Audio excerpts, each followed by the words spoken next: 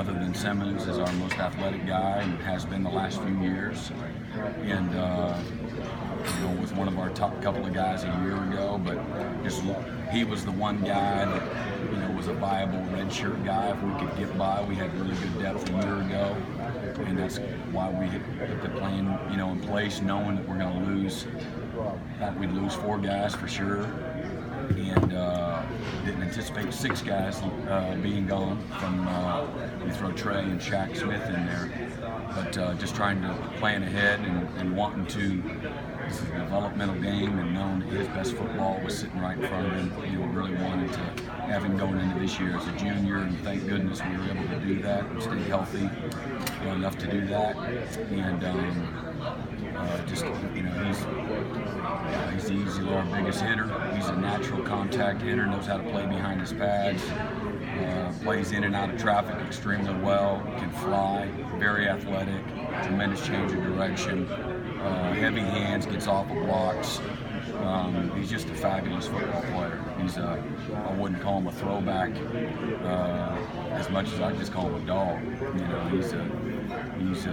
He plays the game the way it's supposed to be played, and loves every bit of it. He loves the grind, he loves the adversity, he knows how to respond, knows how to lead, takes great pride in putting the ball on every day, and understands what it looks like to play at a high level. Is he a perfect example of kind of what that new 4-game redshirt rule, how beneficial it could be as far as his experience and being able to hold him back and get another 4 years? Yeah, sure. I mean, I'm sure that was fun for him. He'll be the first one to tell you. Being able to get out there in some critical situations down the stretch, particularly I think there's a play in the Pittsburgh game or series or two. He got in a little bit later. But we manned him up on the slot on the wide receiver, and I told him before the game. I said, "Don't worry, I won't put you in that position." Sure enough, he's out there. I put him in the position, and he looks at me and like tried to wave me off, and I'm like, covering. But that's how strong I feel about him too. Just his ability, can run and cover. But it's a great rule, and it benefited him, and I think it really gave him a shot in the arm going into, winter conditioning and things of that nature. And we didn't need him per se. We had a package for him in the national championship with some of their personnel groups, but I think it's a great rule for all the reasons you would expect. To help guys retain eligibility, because it is a developmental game. Everybody wants to speed up and get out of college, but in reality, they go to the NFL and take redshirt years because they're not quite ready. It's a man's game. The best players on the planet are in the NFL, and then there's not a lot of patience in the NFL either. You go in there, you make an impact, and you get out. That's your career. It's very short-lived, so you want to go in there and make the best impact, the biggest impact you can, and so developing the right way in college is the way to go. But it's going to really benefit Jamie and us being able to get a redshirt him a year ago. That's a group of guys. That threesome is as smart and intelligent of a group that we've had. Isaiah's just coming down to his own. His best games of his career were the last 3 games for us last year, and that's really what you want to see out of any player, but it's not always the case. And but you saw him kind of a little bit rocky early in the year, just playing in a position and learning all the intricacies, and you learn through failure. And he had plenty of that throughout the year, but really came on and played, outstanding against Pittsburgh and Notre Dame and Alabama. He's got the ability to play at a whole nother level this year. And he's having a great fall camp, but he's had a really good spring and a really good summer, and is really maturing too, and can becoming a leader and understanding. Again, it's tough being a leader. You got to show up every day, and you can't be worried about being a guy's buddy and hurting people's feelings. You got to stand out there. Sometimes it's lonely, but that's part of the gig, and I think he's really understanding, what that's all about. You expect to keep playing those three on special teams quite a bit? Skowski, we'll see. In a perfect world, if you're going to play some young guys, again, guys like Mike and Balin and Jake, and whether it's Vontae or Keith or Kane or Greg Williams, I'm just using backers. Reagan Upshaw, if he's healthy.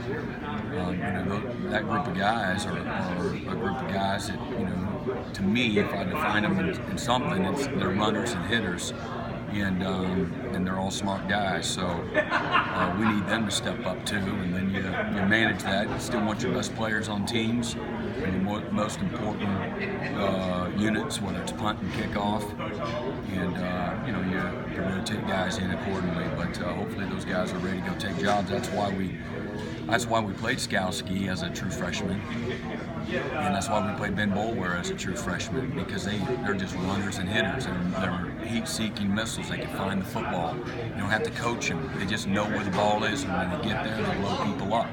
Some guys get there and they start choking down and turning their face and bracing themselves, and that's okay too. They're just not quite ready yet.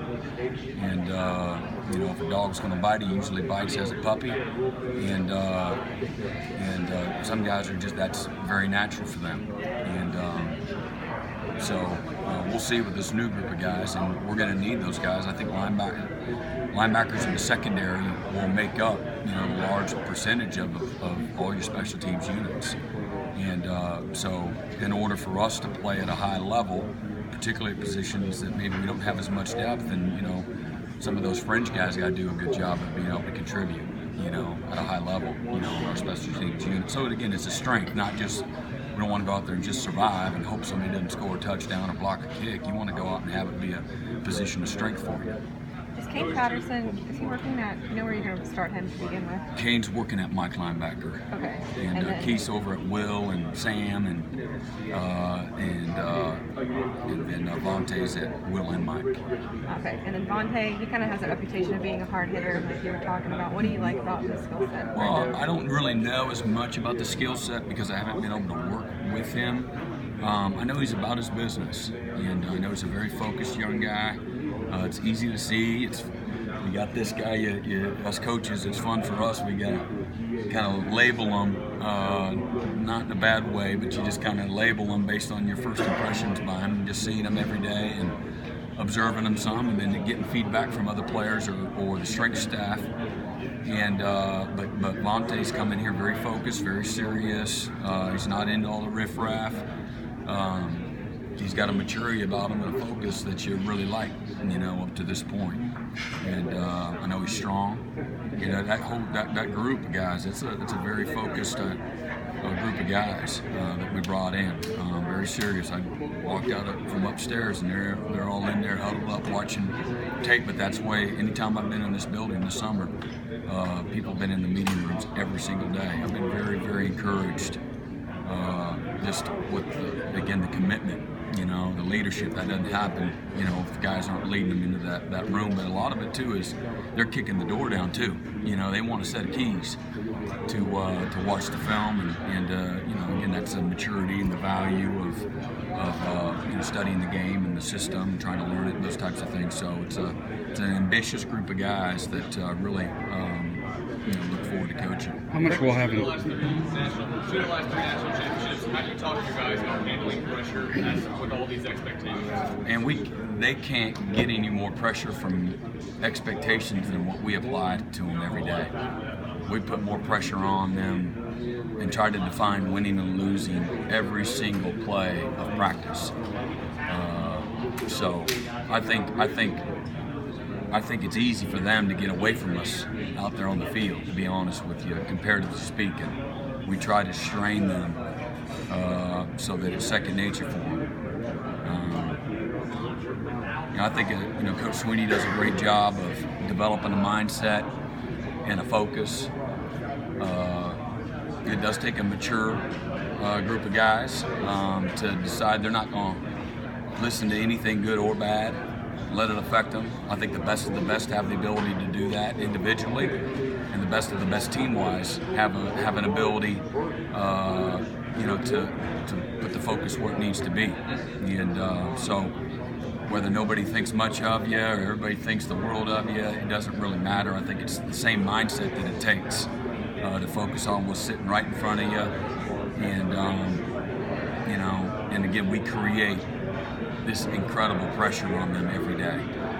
And so I think game day is really easy in many ways for our guys. And we don't have a monopoly on that, but that's what we do. It matters. Every single thing matters. From how you walk onto the practice field or how you stretch to showing up early, staying late, how you respond to adversity. We're trying to strain them at the highest level that you can, and trying to encourage them and help them and lead them, but at the same time, really try to strain them as well. So pressures and expectations, and, I don't buy any of that ever. Never have. How much does Last question here. How much does having DK just raise level competition for those corners they're competing to start opposite AJ? How much what? How much does having DK just raise level competition for those guys competing for a starting spot? Well, I'm sure it does. I mean, I don't know exactly on the Richter scale. I'm sure it creates a sense of awareness with the other players in that group. Like, okay, we got another long, athletic, explosive, instinctual, tough guy that's in the line, and I got to step my game up, and that brings out the best in everybody.